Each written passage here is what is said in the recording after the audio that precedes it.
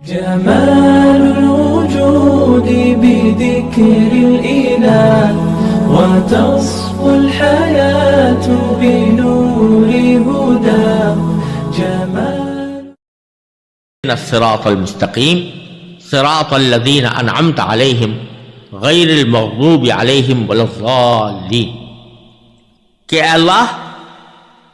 ہمیں سیدھے راستے کی ہدایت عطا فرما، ان لوگوں کے راستے کی جن پر تو نے انعام کیا ہے، نہ کہ ان لوگوں کے راستے کی جن پر غضب نازل ہوا ہے، اور نہ ان کے راستے کی جو بھٹکے ہوئے ہیں۔ اب ان تین آیتوں میں سے پہلی آیت تو در حقیقت جامع دعا ہے، اہدنا الصراط المستقیم، اے اللہ ہمیں سیدھے راستے کی ہدایت عطا فرما۔ پھر اگلی آیت میں اس راستے کی تعریف کی گئی ہے کہ وہ راستہ کس قسم کا ہے اور کیسے حاصل کیا جا سکتا ہے، اور تیسری آیت میں یہ بتایا گیا ہے کہ ہمیں جو راستہ مطلوب نہیں ہے وہ کون سا ہے اور کس قسم کے راستے سے ہمیں اجتناب کرنا ہے اور جس سے ہمیں اپنی زندگی میں بچنا ہے۔ ان تین آیتوں میں یہ تین باتیں فرمائی گئی ہیں۔ پہلے ان تین آیتوں میں سے سب سے پہلی آیت پر ذرا سا غور کیجئے، اہدنا الصراط المستقیم، اے اللہ ہمیں سیدھے راستے کی ہدایت فرما۔ اب کہنے کو تو یہ بہت مختصر سا جملہ ہے، لیکن اگر دیکھا جائے تو اس میں دنیا و آخرت کی تمام حاجتیں، تمام ضرورتیں سمٹ آئی۔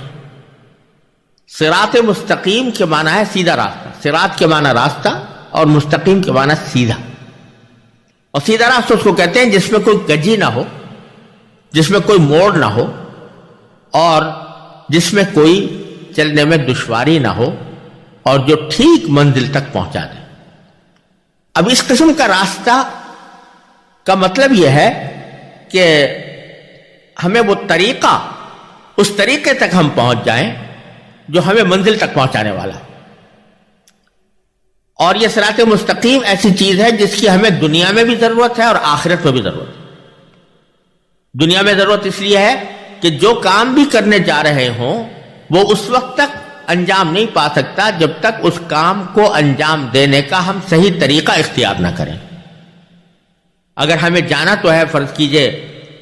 لاہور، اور ہم لاہور جانے کا طریقہ اختیار کرنے کے بجائے ہم کوئٹہ جانے کا طریقہ اختیار کر لیں تو ظاہر ہے کہ منزل تک نہیں پہنچ سکتے۔ اسی طرح ہمیں علاج تو کرنا ہے فرض کیجئے بخار کا، اور ہم علاج کرنا شروع کر دیں خارش کا، تو ظاہر ہے کہ اس سے ہمارا مقصود حاصل نہیں ہو سکتا۔ دنیا کے ہر کام میں بھی ہمیں سیدھے راستے کی ضرورت ہے، اور آخرت کے کاموں میں بھی سیدھے راستے کی ضرورت ہے، یعنی وہ راستہ کہ جس میں نہ افراط ہو نہ تفریط ہو، اعتدال کا راستہ، وہ راستہ جو اللہ تبارک و تعالی نے کامیابی کے لیے ہمارے واسطے متعین فرمایا ہے، اور جس کی نبی کریم سرور دو عالم صلی اللہ علیہ وسلم نے ہمیں ہدایت فرمائی ہے، اس کی رہنمائی فرمائی۔ اس کے لیے فرمایا جا رہا ہے کہ اے اللہ ہمیں صراط مستقیم عطا فرما، دنیا میں بھی اور آخرت میں بھی۔ یہاں ایک بات اور قابل ذکر بھی ہے اور قابل غور بھی، کہ ہدایت جب کہتے ہیں تو اس کے لفظی ترجمہ اردو میں عام طور سے رہنمائی سے کیا جاتا ہے۔ ہدایت کے معنی یہ ہے کہ ہمیں رہنمائی کر دیجئے سیدھے راستے کی، لیکن عربی زبان میں ہدایت کے دو مختلف معنی ہیں، اور کبھی وہ ایک معنی میں استعمال ہوتا ہے، کبھی دوسرے معنی میں استعمال ہوتا ہے۔ ایک معنی تو ہدایت کے یہ ہے کہ فرض کیجئے ایک شخص آپ سے کسی منزل پر جانے کا پتہ پوچھ رہا ہے، تو آپ اس کو وہاں تک پہنچنے کا راستہ زبانی طور پر بتا دیتے ہیں کہ تم یہاں سے مثلاً یہ سیدھی سڑک ہے، اس کے اوپر جانا، اور اتنی دور چلنے کے بعد دائیں طرف مڑ جانا، اور پھر کچھ دیر چلنے کے بعد بائیں طرف مڑ جانا، تو فلاں جگہ پہنچ کر تمہاری منزل آ جائے گی۔ آپ نے زبانی طور پر اس کو بتا دیا۔ اب یہ اس کا کام ہے کہ جو کچھ آپ نے زبانی بتایا ہے وہ اس پر عمل کر کے منزل تک پہنچے۔ ایک تو رہنمائی اور ہدایت یہ ہے، اور دوسری قسم ہدایت کی یہ ہے کہ جو شخص آپ سے پتہ پوچھ رہا ہے اس کو پہلے زبانی طور پر آپ پتہ نہیں سمجھاتے، بلکہ سامعی طور پر سمجھانے کے ساتھ ساتھ اس کا ہاتھ پکڑ کر آپ لے چلتے ہیں اور کہتے ہیں میرے ساتھ آؤ، اور اپنے ساتھ ہاتھ پکڑ کر اسی راستے کو قطع کرا کے جس منزل تک اسے پہنچنا ہے وہاں لے جا کر کھڑا کر دیتے ہیں کہ لو بھائی یہ تمہاری منزل آ گئی۔ اس کو بھی ہدایت کہتے ہیں۔ تو قرآن کریم میں پہلے معنی کی ہدایت کبھی کئی جگہ ذکر آیا ہے اور دوسرے معنی کی ہدایت کبھی کئی جگہ ذکر آیا ہے، اور دونوں میں عربی زبان کے لحاظ سے فرق یہ ہوتا ہے کہ اگر ہدایت کے لفظ کے ساتھ الہ کا لفظ آ جاتا ہے تو پھر اس صورت میں ہدایت کے پہلے معنی مراد ہوتے ہیں۔ یعنی اگر یوں کہا جاتا کہ اہدنا الی الصراط المستقیم، تو اس کے معنی یہ ہوتا ہے کہ اللہ ہمیں راستہ بتا دیجئے، زبانی طور پر بتا دیجئے کہ راستہ کس طرح ہوگا اور کہاں کس راستے سے ہم منزل تک پہنچیں گے۔ لیکن اگر بیچ میں الہ نہ ہو بلکہ براہ راست کہہ دیا جائے ہدایت کے بعد دو مفعول آ جائیں تو اس میں ہدایت کے دوسرے معنی مراد ہوتے ہیں، یعنی ہمیں پکڑ کر لے جائیں اس جگہ تک۔ تو اللہ تبارک و تعالی نے یہاں اس آیت کریمہ میں بغیر الہ کے فرمایا ہے اہدنا الصراط المستقیم، کہ اللہ ہمیں صراط مستقیم تک پہنچا دیجیے۔ گویا صرف اتنی بات نہیں مانگی جا رہی کہ آپ زبانی طور پر ہمیں بتا دیں کہ کون سا راستہ سیدھا ہے، بلکہ یہ توفیق مانگی جا رہی ہے کہ آپ اپنے فضل و کرم اپنے توفیق سے ہمیں اس راستے تک پہنچا دیجئے جو سیدھا ہے۔ لہذا اس لحاظ سے اگر دیکھا جائے تو یہ بہت بڑی عظیم دعا ہے جس میں بندہ صرف یہ نہیں مانگ رہا کہ مجھے آپ راستہ دکھا دیجئے، بلکہ یہ مانگ رہا ہے کہ مجھے راستے تک پہنچا دیجئے۔ یہ دعا سکھائی گئی ہے، اور اس دعا کے ذریعے یہ تسلی کا سامان ایک انسان کے لیے دیا گیا ہے کہ اگر اس کو صحیح راستے پر چلنے میں دشواری معلوم ہو رہی ہے تو وہ اس دشواری کو دور کرنے کے لیے اللہ تبارک و تعالی ہی سے رجوع کر کے یہ مانگے کہ اللہ تبارک و تعالی اسے سیدھے راستے پر پہنچا دے۔ لیکن اس کا مطلب ظاہر یہ نہیں ہے کہ آدمی صرف زبانی طور پر یہ دعا مانگ کر فارغ ہو جائے، نہ اس کا ارادہ ہو سیدھے راستے پر چلنے کا، نہ اس کے دل میں کوئی خواہش اور داعیہ ہو، اور نہ اس طرف وہ کوئی قدم بڑھائے، بلکہ بس صرف دعا مانگتا رہے کہ مجھے صراط مستقیم تک پہنچا دیجیے۔ یہ مطلب نہیں، اس لیے کہ اس کے معنی تو یہ ہوں گے کہ میں خود تو نہیں چاہتا اور نہ خود کوئی ہاتھ پاؤں ہلانے کی جرت کرتا ہوں، اللہ تبارک و تعالیٰ زبردستی مجھے سیدھے صراط مستقیم پر لے جائیں۔ تو خوب سمجھ لینا چاہیے کہ اللہ تبارک و تعالیٰ کسی کو بھی زبردستی صراط مستقیم پر نہیں لاتے۔ چنانچہ قرآن کریم میں کئی جگہ اللہ تبارک و تعالیٰ نے یہ ارشاد فرمایا ہے، مثلا فرمایا کہ لا اکراہ فی الدین، کسی کو دین قبول کرنے کے لیے مجبور نہیں کیا جا سکتا۔ ایک اور مقام پر فرمایا انلزمکموہا وانتم لہا کارہون، کہ کیا ہم تمہیں زبردستی اس دین پر کاربند کر دیں جبکہ تم اس کو ناپسند کرتے ہو۔ ایک تیسرے موقع پر نبی کریم سرور عالم صلی اللہ علیہ وسلم سے خطاب کرتے ہوئے اللہ تبارک و تعالی نے فرمایا فَأَنْتَ تُكْرِهُ النَّاسَ حَتَّى يَكُونُوا مُؤْمِنِينَ، کہ کیا آپ لوگوں کو زبردستی کر کے مومن بنائیں گے؟ لہذا یہ آیتیں بالکل اس بات کی وضاحت کر رہی ہیں کہ اللہ تبارک و تعالی نے جب انسان کو یہاں دنیا میں بھیجا ہے تو اس کا کام یہ ہے کہ وہ اپنے ارادے، اپنے اختیار، اپنے شوق اور اپنے داعیے سے سیدھا راستہ اختیار کرے۔ مجبور کر کے، زبردستی کر کے کسی کو بھی نہ مسلمان بنایا جائے گا اور نہ مسلمان بنا کر اس کو سیدھے راستے پر لایا جائے گا، اس کے لیے سب سے پہلی شرط یہ ہے کہ اس صحیح راستے کی طلب دل میں ہو، وہ اس کو مانگتا ہو کہ میں ایسی راستے پر آؤں، اس کا شوق اس کے دل میں ہو، اس کے لیے وہ دل میں خواہش رکھتا ہو، اور نہ صرف یہ کہ خواہش رکھتا ہو بلکہ اپنی مقدور بھر کوشش اس راستے پر جانے کی کرے، تو اس وقت پھر اس کو یہ حق پہنچتا ہے کہ وہ یہ کہے کہ یا اللہ میرے دل میں خواہش بھی ہے اور میں کوشش بھی کر رہا ہوں، لیکن بعض اوقات اپنے نفس اور شیطان کے ہاتھوں مجبور ہو جاتا ہوں، اس واسطے مجھے اپنے فضل و کرم سے توفیق عطا فرما دیجیے۔ یہ ہے مطلب اہدنا الصراط المستقیم کا، اور اس کو اگر ماقبل کی آیت سے یعنی پہلے والی آیت سے ملا کر پڑھا جائے تو یہ دعا بندہ اس وقت کر رہا ہے جب وہ یہ کہہ چکا کہ ایاک نعبد و ایاک نستعین، یہ اقرار بھی کر چکا، یہ عہد بھی کر چکا کہ اللہ ہم آپ کے سوا کسی کی عبادت نہیں کریں گے، اور اے اللہ ہم آپ کے سوا کسی کی مدد نہیں چاہیں گے۔ یہ اقرار کرنا خود اس بات کی علامت ہے کہ وہ اللہ تبارک و تعالیٰ کی عبادت کو ہی درست مانتا ہے اور اس کی اطاعت ہی کو درست مانتا ہے اور اس طرف چلنا بھی چاہتا ہے، اور پھر یہ کہہ رہا ہے کہ اہدنا الصراط المستقیم۔ اسی بات کو قرآن کریم نے ایک دوسری آیت کریمہ میں اس طرح ارشاد فرمایا ہے کہ الذین جاہدوا فینا لنہدینہم سبلنا، کہ جن لوگوں نے ہمارے راستے میں کوشش کی ہے، جو اس راستے پر قدم بڑھانے کے لیے تیار ہیں، لنہدینہم سبلنا، ہم ضرور بالضرور ان کو اپنے راستوں تک پہنچا دیں گے۔ یہاں بھی اللہ تبارک و تعالیٰ نے الا استعمال نہیں کیا، یعنی لنہدینہم الی سبلنا نہیں فرمایا، بلکہ لنہدینہم سبلنا فرمایا ہے،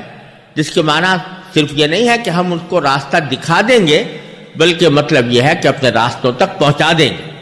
لیکن اس کی بنیادی شرط کیا ہے کہ الذین جاہدوا فینا، جنہوں نے ہمارے راستے میں کوشش کی۔ تو ایک طرف خواہش ہو، طلب ہو، دل میں داعیہ ہو، اور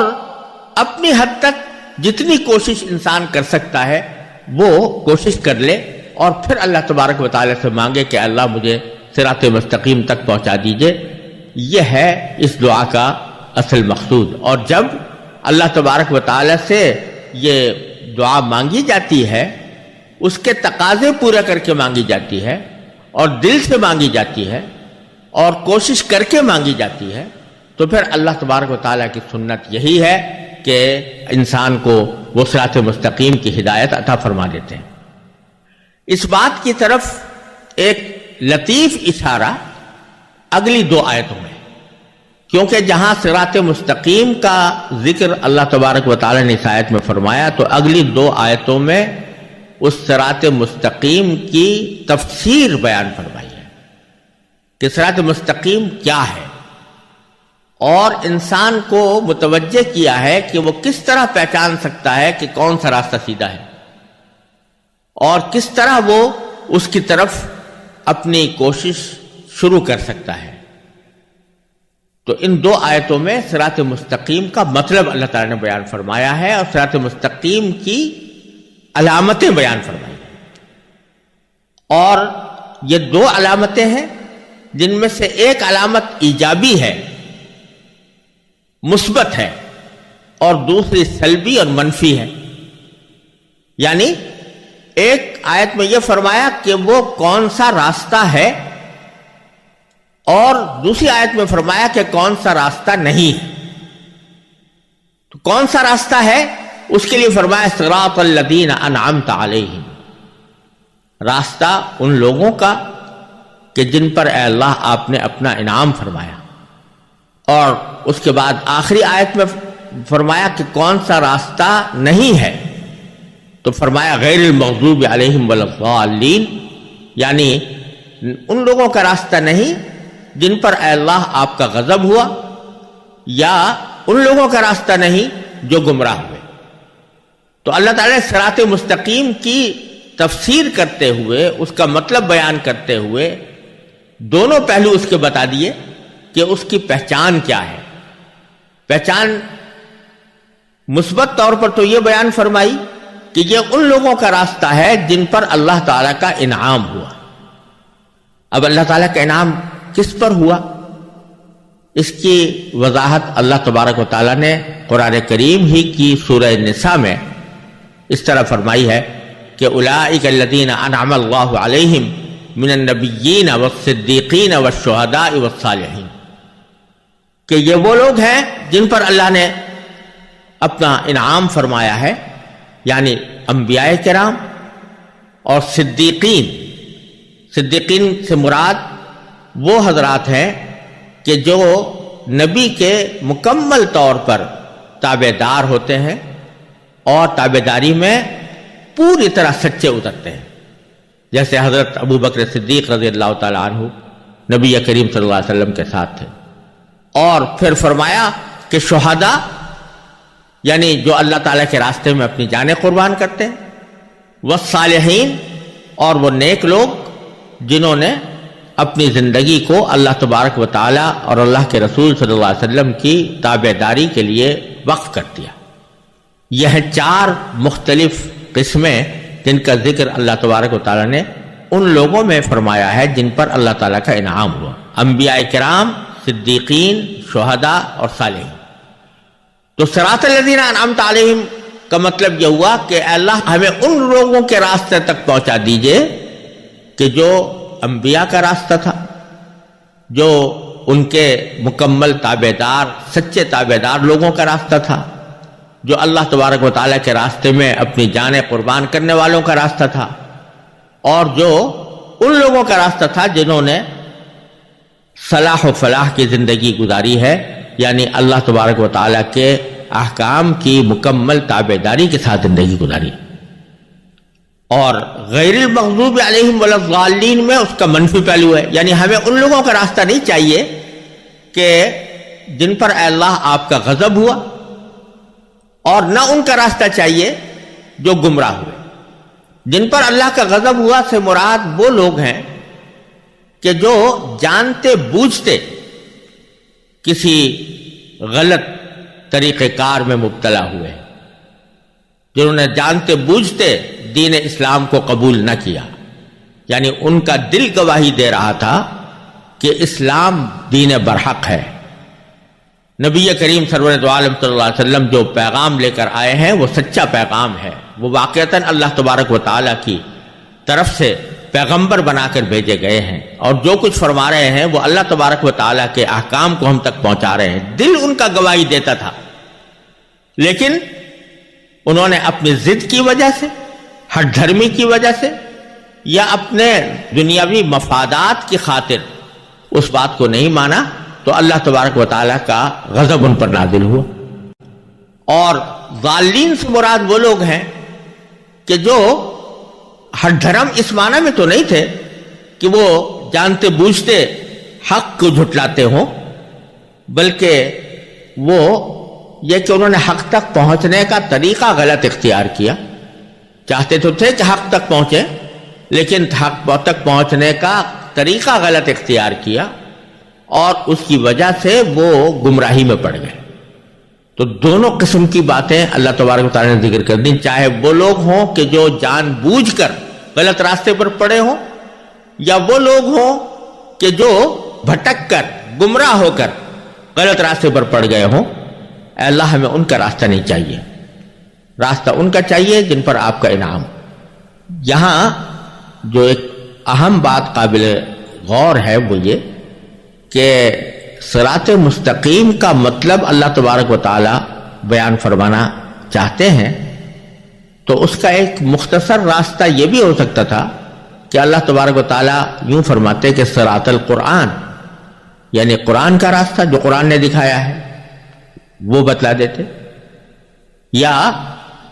نبی کریم سرور دو عالم صلی اللہ علیہ وسلم کی سنت کا حوالہ دے دیا جاتا کہ آپ کی سنت کا طریقہ وہ صراط مستقیم ہے، اور اگر ایسا فرمایا جاتا تو یقیناً برحق ہوتا، کیونکہ قرآن بھی صراط مستقیم کی ہدایت کرتا ہے، اور نبی کریم سرور دو عالم صلی اللہ علیہ وسلم کی سنت بھی صراط مستقیم کی ہدایت کرتی ہے۔ لیکن اللہ تبارک و تعالی نے یہاں کسی کتاب کا حوالہ دینے کے بجائے اور نبی کریم سرور دو عالم صلی اللہ علیہ وسلم کی سنت و سیرت کا براہ راست حوالہ دینے کے بجائے ایسا عنوان اختیار فرمایا کہ راستہ ان لوگوں کا جن پر اے اللہ آپ نے انعام کیا، جس میں انبیاء کرام بھی آ گئے، صدیقین بھی آ گئے، شہداء بھی آ گئے، صالحین بھی آ گئے۔ اس میں بظاہر یہ ایک اہم ہدایت پوشیدہ ہے کہ کسی انسان کو ہدایت پر لانے کے لیے اور صحیح راستے پر گامزن کرنے کے لیے تنہا کتاب کبھی کافی نہیں ہوتی، کیونکہ کتاب سے ایک نظری علم حاصل ہوتا ہے، نظریاتی علم حاصل ہوتا ہے، لیکن اس علم پر عمل کس طرح ہو اور کن حدود میں ہو اور اس کا کیا طریقہ اختیار کیا جائے، یہ باتیں عام طور سے صرف کتاب پڑھ لینے سے حاصل نہیں ہوتی۔ آپ دنیا کے ہر علم و فن میں یہ دیکھتے ہیں کہ اس علم و فن کو اگر حاصل کرنا ہے تو اس علم و فن کی صرف کتابیں پڑھ لینا کافی نہیں ہوتا۔ فرض کرو کہ کوئی شخص اگر میڈیکل سائنس پڑھنا چاہتا ہے تو یہ کافی نہیں ہے اس کے لیے کہ وہ میڈیکل سائنس کی کتابیں پڑھ کر اس کو سمجھ لے، بلکہ اس کے لیے ضروری ہوتا ہے کہ وہ کسی ماہر ڈاکٹر کے ساتھ کچھ عرصے رہ کر اس کی مکمل تربیت حاصل کریں۔ اسی طرح دنیا کے ہر علم و فن کا یہ حال ہے، یہاں تک کہ اگر کھانا پکانے کی ترکیبیں سیکھنے کے لیے کوئی آدمی صرف کتاب پڑھے اور اس کتاب کو سامنے رکھ کر کھانا پکانے کی کوشش کرے تو کبھی کامیاب نہیں ہو سکتا جب تک کہ اس نے عملی تربیت نہ لی ہو۔ لہذا اس آیت کریمہ میں اللہ تبارک و تعالی نے یہ توجہ دلائی ہے کہ اگر صراط مستقیم کو جاننا چاہتے ہو، سمجھنا چاہتے ہو اور اس کو اختیار کرنا چاہتے ہو تو پھر تمہیں ان لوگوں کا طریقہ دیکھنا چاہیے کہ جن پر اللہ کا انعام ہوا، یعنی انبیاء کرام، صدیقین، شہداء اور صالحین۔ انبیاء کرام علیہ السلام دنیا میں تشریف لائے اور اب نبوت کا سلسلہ بند ہو گیا، اور نبی کریم سرور دو عالم صلی اللہ علیہ وسلم آخری نبی تھے، لہذا آپ کی سنت کو دیکھنا ہوگا۔ صراط مستقیم کا مطلب سمجھنے کے لیے آپ کی سنت کو دیکھنا ہوگا، اور پھر اس سنت کو کس طرح عمل میں لایا گیا تو اس کے لیے صدیقین اور شہداء اور صالحین کے طرز عمل کو دیکھنا ہوگا۔ اور یہ ایک انسان کی فطرت ہے کہ اس کی تربیت میں صحبت کو بڑا دخل ہوتا ہے، اور صحبت کے ذریعے ہی انسان کی عملی اور اخلاقی تربیت انجام پاتی ہے، جیسا کہ حضرات صحابہ کرام نے نبی کریم صلی اللہ علیہ وسلم کی صحبت میں رہ کر تربیت حاصل کی، اس کے نتیجے میں وہ صحابی کہلائے، اور پھر یہی سلسلہ آگے بھی چلا۔ صحابہ کرام کی صحبت سے تابعین بنے، اور تابعین کی صحبت سے تبع تابعین بنے، اور یہ سلسلہ اسی طرح چلا آیا ہے۔ تو اللہ تبارک و تعالی نے اس آیت کریمہ میں یہ اشارہ فرما دیا ہے کہ صراط مستقیم پر چلنے کی کوشش، جو در حقیقت اس دعا اہدنا الصراط المستقیم کی دعا کے لیے ایک لازمی شرط ہے، اس کوشش کا آسان طریقہ یہ ہے کہ ان لوگوں کے راستے کو دیکھو، ان کی صحبت اختیار کرو، ان سے تربیت لو جو صدیقین ہیں یا شہداء ہیں یا صالحین ہیں، کیونکہ انبیاء کرام کی صحبت تو براہ راست اب حاصل ہو نہیں سکتی، لیکن اگر کوئی صدیق آئے تو اب بھی آ سکتا ہے، اور شہداء ہوں یا صالحین ہوں تو وہ دنیا میں انشاءاللہ قیامت تک موجود رہیں گے۔ تو ان کی صحبت اختیار کرنا تمہارے لیے آسان طریقہ ہے اس منزل تک پہنچنے کے لیے، اور اس کے لیے کوشش کا قدم بڑھانے کے لیے۔ اور جب تک کوشش کا قدم نہیں بڑھاؤ گے تو اس وقت تک اہدنا الصراط المستقیم کی دعا بے معنی ہوگی، کیونکہ تمہارا رخ تو کسی اور طرف ہے اور دعا یہ مانگ رہا ہو کہ سیدھے راستے کی طرف چلے جاؤ۔ تو اللہ تبارک و تعالی نے یہاں صراط مستقیم کی علامت بیان کرتے ہوئے کسی کتاب کا حوالہ دینے کے بجائے ان لوگوں کا حوالہ دیا کہ جو صحیح راستے پر ہیں، صراط مستقیم پر ہیں، اور منفی طور پر بھی ان لوگوں کا حوالہ دیا جو صراط مستقیم پر نہیں ہے۔ اسی لیے بزرگوں نے فرمایا ہے کہ اللہ تبارک و تعالیٰ نے انسانوں کی ہدایت کے لیے دو سلسلے ایک ساتھ جاری فرمائے ہیں، ایک کتاب اللہ کا اور ایک رجال اللہ کا۔ یعنی ایک تو کتاب نازل فرمائی تاکہ لوگوں کو ہدایت کا راستہ دکھائے، لیکن اس کتاب پر عمل کرنے کا سلیقہ اور اس کا طریقہ یہ محض کتاب پڑھ لینے سے حاصل نہیں ہو سکتا تھا، اس لیے اللہ تبارک و تعالیٰ نے دوسرا سلسلہ رجال اللہ کا جاری فرمایا، جس میں انبیاء، صدیقین، شہداء اور صالحین چاروں قسمیں آتی ہیں۔ یہی وجہ ہے کہ اللہ تبارک و تعالیٰ نے کوئی کتاب بغیر پیغمبر کے نہیں بھیجی۔ ایسی مثالیں ہیں کہ پیغمبر آئے اور کوئی نئی کتاب ان پر نہیں اتاری گئی، لیکن ایسی کوئی مثال نہیں ہے کہ جس میں صرف کتاب بھیجی گئی ہو اور پیغمبر ساتھ نہ بھیجا گیا ہو۔ اور مقصد اس کا یہ تھا کہ صرف کتاب پڑھ کر ان کو دین کی عملی تربیت حاصل نہیں ہوگی جب تک کہ کوئی معلم اور مربی اس کتاب کو سمجھانے والا بھی اور اس کے اوپر عمل کی تربیت دینے والا بھی موجود نہ ہو۔ اس لیے اللہ تبارک و تعالیٰ نے ہر کتاب کے ساتھ پیغمبر بھیجا، اور پیغمبروں نے اپنے متبعین کی تربیت فرمائی، پھر انہوں نے اپنے بعد آنے والوں کی تربیت فرمائی۔ اور اسی طرف قرآن کریم نے ایک دوسری آیت میں بھی اشارہ فرمایا کہ وَاتَّبِعْ سَبِيلَ مَنْ أَنَابَ إِلَيَّ، کہ ان لوگوں کے راستے کی پیروی کرو جو میری طرف متوجہ ہیں، یعنی مجھ سے رجوع کرتے ہیں، اور جن کا مزاج یہ بن گیا ہے کہ وہ اللہ تبارک و تعالیٰ کی بندگی کرے، اپنی زندگی کے ہر شعبے میں اللہ تعالیٰ کے بندے بنے، ان کے راستے کو اختیار کرو۔ تو اس میں اللہ تبارک و تعالیٰ نے اس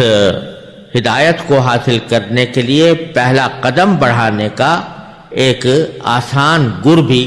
ان دو آیتوں کے اندر بتا دیا ہے، اور اگر ہم اس پر عمل کریں تو اللہ تبارک و تعالیٰ کی رحمت سے امید ہے کہ ہماری یہ دعا کہ اہدنا الصراط المستقیم یہ سچی دعا ہوگی، اور اس صورت میں اللہ تبارک و تعالیٰ کی رحمت سے پوری امید ہے کہ اللہ تبارک و تعالیٰ ہماری یہ دعا قبول فرمائیں گے۔